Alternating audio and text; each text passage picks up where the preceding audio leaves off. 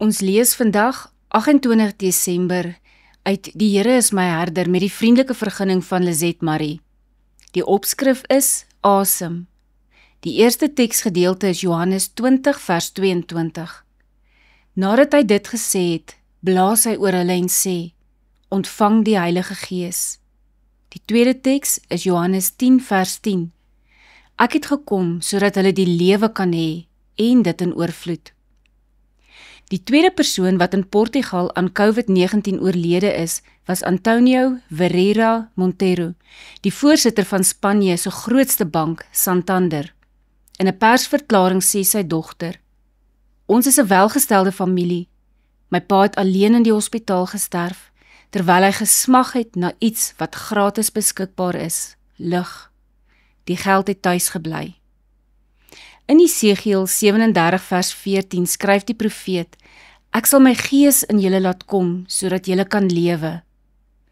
Ons moet ons longe vol van God se gratis lewegewende lug trek. Soos vars lug wat ons bloot moet inadem, is die Heilige Gees in elke situasie van elke dag daar vir ons. Met sy asem kan ons uitroep, Jesus lewe, hy is die Here, hy het die dood oorwin. N.T. Wright, die skrywer en skrifkenner, sê dat God nie sy gees aan mense gee, sodat hulle die geestelike ekwivalent van die dag in Disneyland kan beleef nie. Ons maak 'n fout deur God te beperk tot die sogenaamde bonatuurlike en van die werking van die gees net te soek in buitengewone ervarings. Jesus het gekom sodat ons die lewe in oorvloed kan hê. Hy het aan die kruis gesterf, sy laaste asem uitgeblaas, sodat ons vir ewig kan lewe. Nie kortstondig en gebrekkig nie. Nee, in al sy volle oorvloed.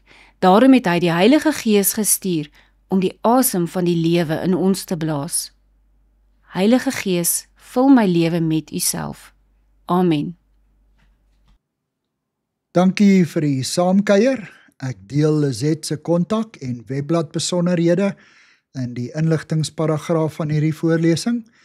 Daar is ook skakels na voorlesings van Lizette se ander publikasies wat op hierdie platform beskikbaar is.